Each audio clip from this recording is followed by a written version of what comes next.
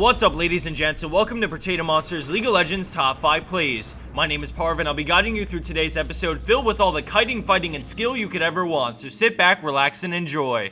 Our first play comes from Reikudan on Syndra with a quick 1v2 battle in mid lane. We see Elise coming in from the side as Ahri Spirit rushes in, but Syndra quickly sidesteps the taunt, followed right after by another dodge on the cocoon. As they begin to dive, we see Elise pick up aggro first, but she decides to bail as Ahri goes in, and out of nowhere, Syndra turns with her ult, grabbing the kill. Not only did killing her stop Orbit Deception from finishing off Syndra, but it also healed her from the new Mastery Dangerous game, allowing her to survive the last tick of Ignite.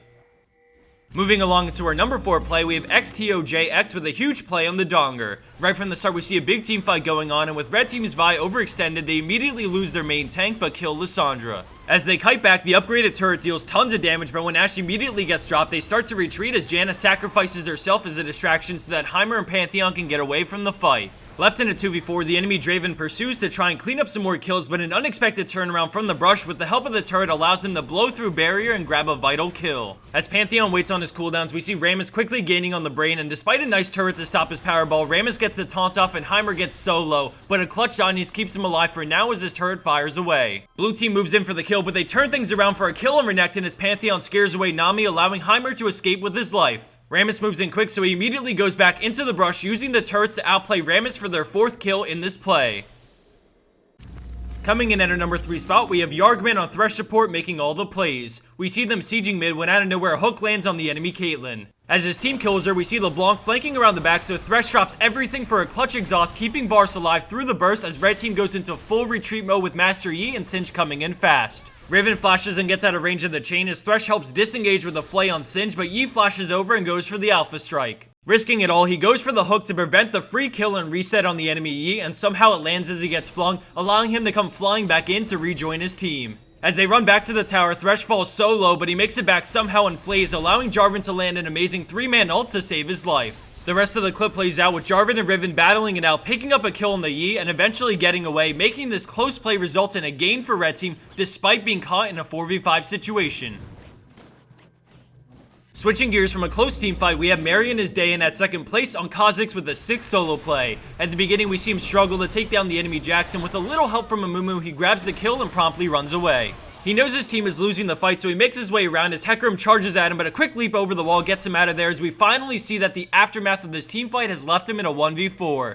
The enemy team chases after him, but a flash over the wall creates some distance, but all of a sudden Ezreal comes over, but a quick auto attack and Q grab the kill. He dodges the shuriken and then dances around using the ward on the other side effectively until he decides to go in on Zed. With a guardian angel of his own, he sticks around, but Lulu rushes in and hits him, activating it, and now all eyes are on Kha'zix to make the plays. As soon as he comes back to life, he tries to kill Lulu, but ends up leaping away and turning around with his W to slow them down. With Heimerdinger rushing right at him, he knows he has to fight, so he uses the brush and his passive to blindside Zed, giving him the reset he needs to jump away just in the nick of time. They continue to chase him as Heimerdinger runs around to cut off his escape path, but Kha'zix hides patiently and then makes a break for Lulu, leaping into a final Void Spike to pick up his 4th kill in this spree.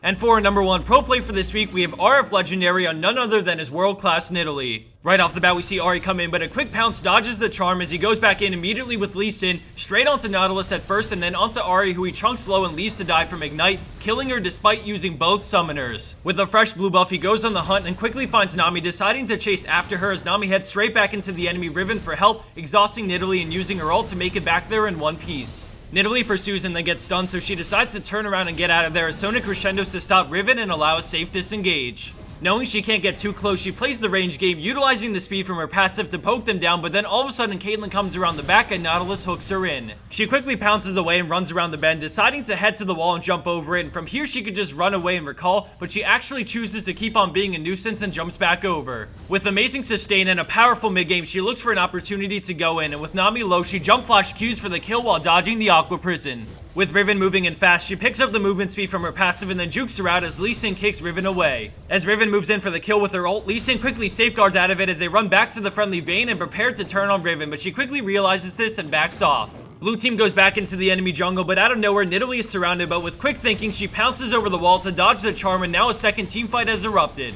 Nidalee heals up and continues to spear and lay down traps whenever possible, but she quickly starts to see that her team is losing the fight, so she backs off with Sona. Using the wards and Nidalee's strong mid-game spears, she sees an opening and pounces straight into a Q on Ahri for the kill. With several members of the enemy team coming right at her, she backs off, but note how Arf Legendary always utilizes that passive whenever possible to remain one step ahead of the enemy team. Out of nowhere, we see a spear go out, connecting with the Riven, who was condemned into the wall, and then together they turn on the enemy Caitlyn, but a great heal and then Aqua Prison keeps her alive, until yet another spear picks up the kill under the tower. Over the course of about 2 minutes, RF Legendary dominated the mid game in this play, and he used all the tricks in the book to do so, earning this the #1 spot. And for the bonus clip of the week, we have Sweetyyyyyy and his buddy Henrik somehow 2v3ing by using their insane amount of CC. As the rest of the clip unfolds, I wanted to mention a couple of things. If you haven't already, please like our Facebook and follow us on Twitter for all sorts of updates. More than ever, we're trying to connect to our fans and provide more insight into what's going on here at Protatomonster. We have a long history of only posting our videos that come out and nothing else, so if you're interested in more than just what you see on our channel, then definitely be sure to follow us on social media. Thanks everyone for watching, and I hope you enjoyed this especially long but nonetheless epic episode of our League of Legends Top 5 Plays.